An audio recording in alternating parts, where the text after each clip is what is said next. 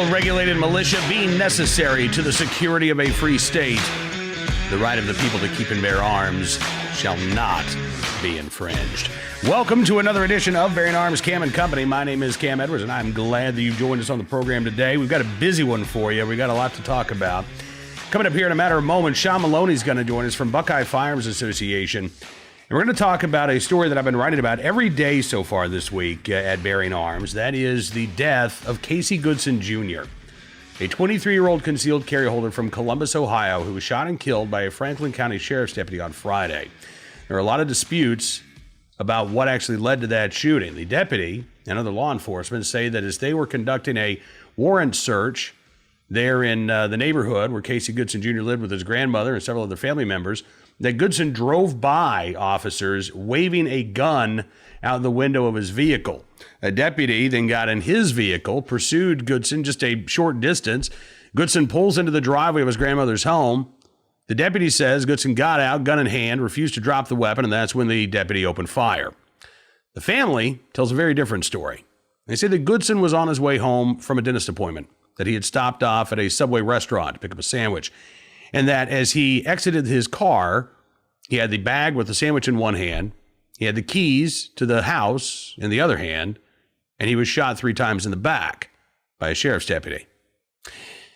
This case is now being looked at by the Department of Justice Civil Rights Division, as well as the FBI's Cincinnati field office, after the Ohio Bureau of Criminal Investigation and Ohio Attorney General Dave Yost refused to investigate this case because Columbus Police Department waited 3 days for them to ask the BCI to conduct the investigation. At that point, the Attorney General said, look, the initial witnesses had already been interviewed. The crime scene's obviously now, 3 days compromised. The canvassing of the area had already taken place. So, no, it was too late to ask us 3 days after this occurred to step in and lead this investigation. Will we get any answers? Will we actually know what happened? Well, the Buckeye Firearms Association is among those groups that are speaking out. There are expected to be protests in Columbus on Friday and Saturday in support of justice for Casey Goodson and his family. And join us to talk about this case right now, Sean Maloney with the Buckeye Firearms Association. Hey, Sean, thank you so much, sir, for coming on the program. It's always good talking with you. Oh, it's always great talking to you, Cam. I got to tell you, this case, I'm so glad to see that Chad Bass at Buckeye Firearms and the entire association is paying attention to the case of Casey Goodson Jr. I've been writing about this. I think I've written a story every day this week about the shooting that took place on Friday because, as you all say, we don't know all of the facts yet. But what we do know is really troubling because the difference in the disparity between the accounts of the deputy who shot Casey Goodson Jr. and Casey's family members, there's just this enormous gulf. One of those stories can't be true, Sean. Well, you're exactly right. And that's why we need to take a deep breath and make sure we have a good, in-depth investigation because, facts never change, but perception of them does from time to time. And an investigation needs to be done. And I'm happy that they seek help from Department of Justice and from the FBI because at this point in America, we need to make sure whenever we lose a life because of lethal force in police that it's done properly. Yeah, and again, you just look at the facts of this case. Casey Goodson Jr. is a licensed concealed carry holder.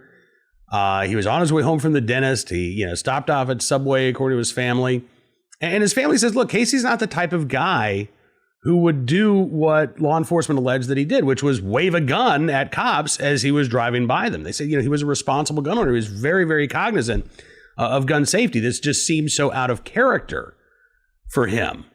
But we don't have any body camera footage. The Franklin County Sheriff's Office does not have body cameras for their deputies, so the deputy wasn't wearing a body camera.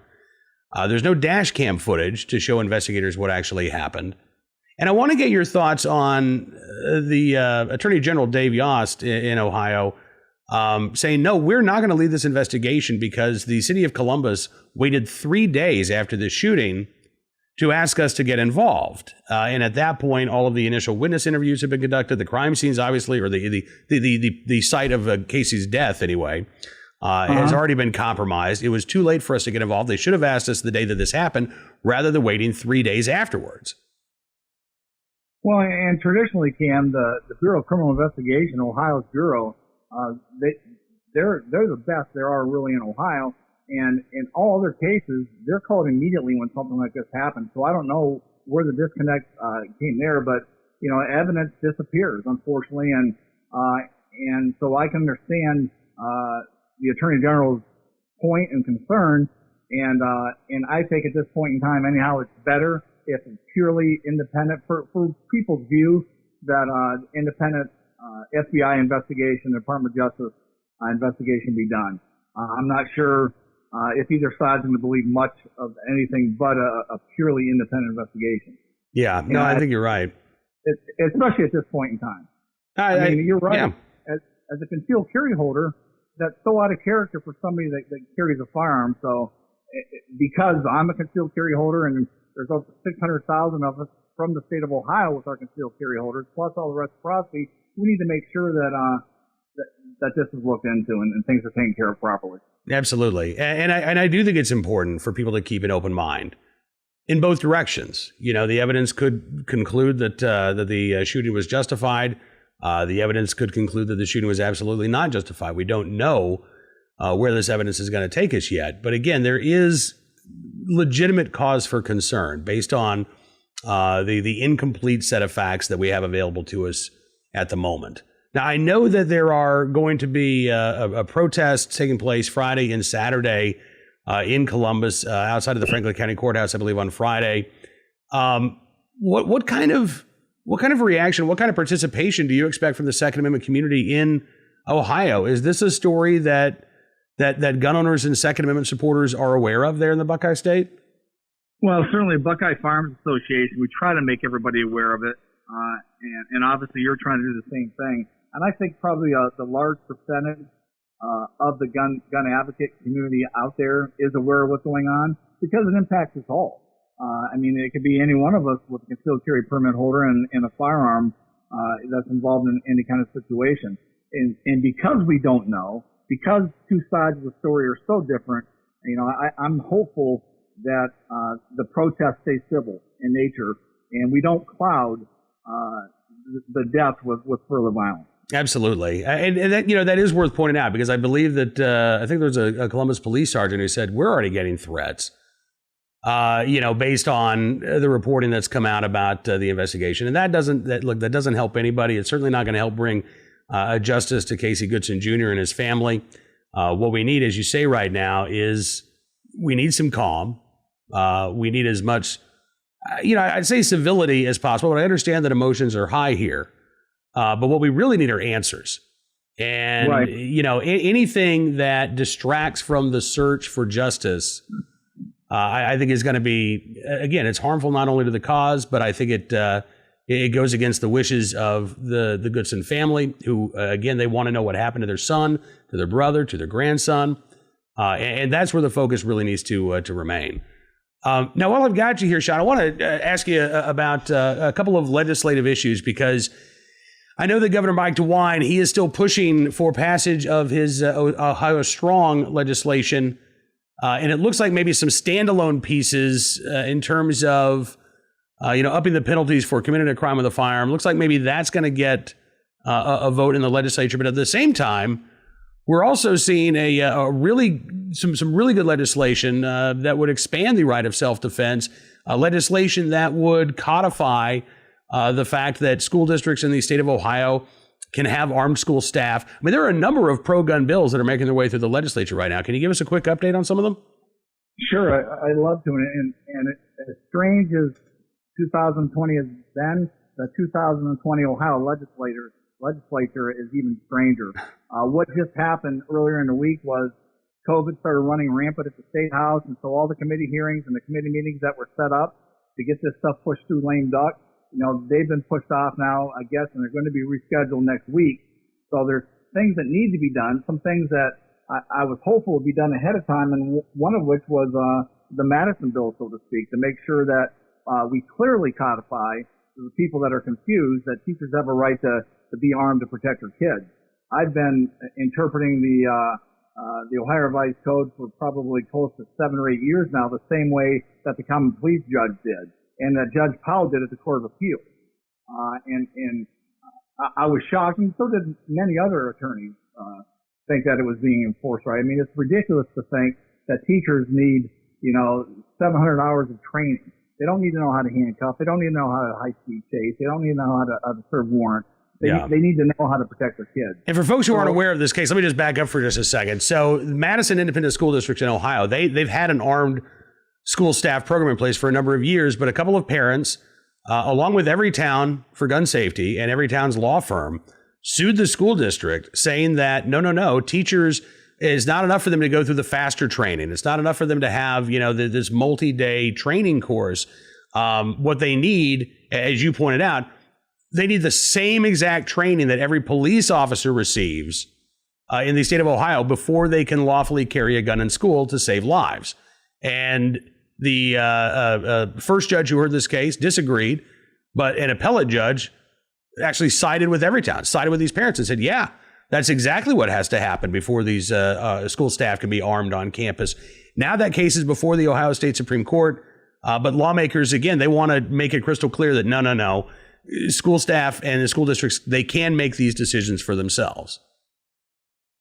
You're correct, and I know they're trying to push this to get it done. I would rather have the legislature take care of it before the Supreme Court opinion comes out on something like this. Mm-hmm. I thought it was going to be a race, but I talked to some lobbyists this morning and some people in leadership, and they're still pushing that to make sure that gets done. Because you're right.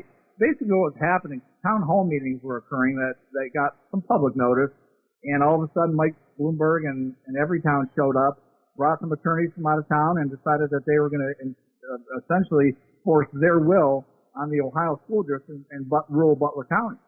And they had made this decision years before that. It had been debated. There had been public hearings, and it was something that was decided to do. And all of a sudden, Mike Bloomberg, of course, who knows what's best for everybody, came in and filed a lawsuit. And it was a 2-3 split at the Ohio 12th District Court of Appeals.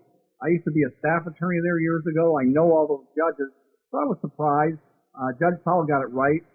He wrote the dissent, right on the head.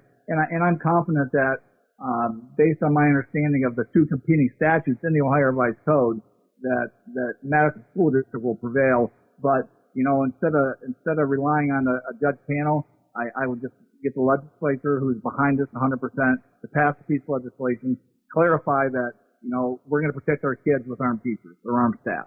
Absolutely. And now, what about the Castle Doctrine bill, the bill that would expand stand your ground? Obviously, that too has probably been caught up in the coronavirus delays, but is that still on track, legislatively speaking? Yeah, and there's actually a race between the House and the Senate to get this thing done. The version that the Senate has was a version that Ron Lemieux and I drafted 2 years ago, and we had it passed, and then it was stripped out of a bill when Kasich was threatening to veto, because that would have made the bill that we had not veto-proof. So now they're racing to do that, and I'm starting to hear rumblings, and I'm getting phone calls this morning asking me what I think about the fixed NICS portion of the Ohio Strong bill, and then the enhanced penalties, which I don't agree with. I have a feeling that they're either going to try to appease Mike DeWine or make somebody happy, and they're going to try to amend either removing the duty to retreat with those two provisions, or even the Madison bill. I'm not sure. I'll let you know what comes forward. And then duty to promptly inform police if you're a concealed carry holder and you have significant police contact is also up. This bill has been, I've testified at least 5 times in 3 years on this, and I don't know what the holdup is. Essentially, in the state of Ohio, whenever you're pulled over for a traffic stop or have a meaningful contact with the police and you're a concealed carry holder, the code says you have to promptly inform the police officer. The problem is everybody has a definition of what promptly means. And all we want to make sure is that if you're a concealed carry holder, there's a bright line that you know when you're supposed to inform the police officer. And essentially, that's what this clears up. It's not really that controversial, so I'm not sure why it's taken us 3 years to get this done, but hopefully that'll get taken care of also. And on top of everything else, racing to the finish lane, Doug. Now we have COVID-19 shutting the statehouse down. So we'll see what happens. Yeah, we will. We'll definitely keep folks informed on those legislative issues, and then of course any developments in the investigation into the death of Casey Goodson Jr. Sean Maloney with Buckeye Firearms Association. Always a pleasure, my friend. Thanks so much for coming on the show today. I appreciate Sean joining us, and we will have more coverage at Bearing Arms throughout the weekend and next week on the Casey Goodson Jr. case. Now, normally, we do our a good deed of the day. We have a recidivist report. We have an armed citizen story for you. We do have an armed citizen story for you today, but I've got a couple other stories that I've been reporting on at Bearing Arms that I want to highlight here. So we'll get back tomorrow to our regularly scheduled segments here. But in the meantime, let's take a look at just a couple of other stories that really are worth spending a couple of minutes talking about. First, I reported this morning that Senator Chuck Schumer allegedly embedded, well, not even allegedly, he did. We know this. Schumer embedded the chief of public affairs for Everytown for Gun Safety and Moms Demand Action in the Senate Judiciary Committee during the hearings, the confirmation hearings for Brett Kavanaugh and Amy Coney Barrett. Yeah. This was revealed by Jane Meyer in a New Yorker story that is focused on the mental deterioration of Senator Dianne Feinstein. And sort of buried in this story is the fact that Senator Schumer was so concerned about Dianne Feinstein's mental faculties that before the Brett Kavanaugh confirmation hearing, Senator Schumer appointed a former staffer from his office who had moved on to Everytown, a guy named Max Young, to serve as his eyes and ears on the Senate Judiciary Committee and to lead the strategy and communications for Democrats on the Senate Judiciary Committee in the hopes of derailing Kavanaugh's nomination and Barrett's nomination when she was nominated as well. Obviously, that didn't happen. I don't know how good a job Max Young did, but the very fact that Chuck Schumer just sort of slipped onto the Democratic staff of the Senate Judiciary Committee, the chief of public affairs for Everytown and Moms Demand Action, without the media acknowledging this, is outrageous. As I reported, Politico was the only press outlet at the time to report that Max Young had been named part of the Democratic Council staff there on the Senate Judiciary Committee. But they didn't identify him as an Everytown staffer. They simply identified him and referred to him as a former staffer for Chuck Schumer, neglecting to tell the public what his day job was. Did Politico not know what Max Young does for a living? It's right there in his Twitter bio. Did they think, well, maybe that's just not really important to the story? Or did they think, if we report this, then all of a sudden that's the story, as opposed to Amy Coney Barrett's judicial philosophy or things of that nature? I truly believe that the press kept this quiet because they did not want to distract from the attacks on Brett Kavanaugh and Amy Coney Barrett. And that's why we're just now learning about this. Now, think about this for a second. Imagine just for a moment what the media reaction would be if Mitch McConnell, the Senate Majority Leader, said, I'm a little worried about Chuck Grassley. He's getting up there in age. He's the chair of the Senate Judiciary Committee. We're going to bring in the NRA's chief of public affairs just for a few weeks, just during the confirmation hearings. We're going to make that chief of public affairs part of our staff on the Senate Judiciary Committee, just to report back to me, let me know what's going on. He can manage the communications, he can manage the strategy, but I want him to be my eyes and ears there on the committee and play an active role in the confirmation hearings, behind the scenes for sure, but an active role in the confirmation hearings for Brett Kavanaugh and Amy Coney Barrett. What do you think the press would have done with that information? You know exactly what they would have done. Oh, Mitch McConnell's in the back pocket of the gun lobby. Oh, look at this unholy matrimony between the gun lobby and Senate Republicans. They would have had a field day with this. And they would have reported on this. Look, CNN, MSNBC, Washington Post, New York Times, you name the left-leaning press outlet, and they would have run with this story. That would have been their big story. And they ignored it when the script was flipped, when it was a Democrat embedding a gun control activist onto the staff of the Senate Judiciary Committee in an attempt to derail the nominations of Brett Kavanaugh and Amy Coney Barrett. Yeah. I mean, look, the horse is out of the barn. Chuck Schumer's not going to apologize for this. In fact, again, I think the media is going to ignore this. They're going to focus entirely on, the Dianne Feinstein angle, which is the big angle of Jane Meyer's story in the New Yorker. But they're going to ignore the fact that Chuck Schumer's embedding gun control activists onto these committees because they don't want to talk about it. I'll tell you something else that they don't really want to talk about. We're talking about it at Bearing Arms. Joe Biden, pressured by gun control groups to create a cabinet-adjacent position on gun control. Yeah. So if you declared like we're going to have a secretary of gun control, well, that would have to get congressional approval. So instead, what March for Our Lives, Everytown, Giffords, Brady, what they want is for Biden to appoint a, quote, cabinet-adjacent position, basically a gun control czar, to oversee his administrative efforts to go after our right to keep and bear arms. Wonder who's on the short list for that. You think maybe, I don't know, Robert Francis Beto O'Rourke, the guy that Biden said on the campaign trail, you're going to be my point man on gun control. Now, according to the website Fast Company, March for Our Lives has been in communication with the Biden transition team. They've expressed their demands to have this national director of gun violence policy. They also want a national director of youth engagement who will go out and convince young Americans to give up their right to keep and bear arms, to turn their backs on their God-given right to defend themselves. Again, I don't think the media is going to pay much attention to this, but I do expect that Joe Biden will give gun control advocates what they want. Again, on the campaign trail, he's already indicated he wants to have somebody running point for his anti-gun agenda. He basically offered the job to Beto O'Rourke. It's yours if you want it. So there's no real downside for Biden, at least within his own base, by acceding to the gun control activist demands. And again, it's another sign that Joe Biden, who ran as the most anti-gun presidential candidate in American history, is going to do his utmost to live up to his anti-gun promises if he's inaugurated in January.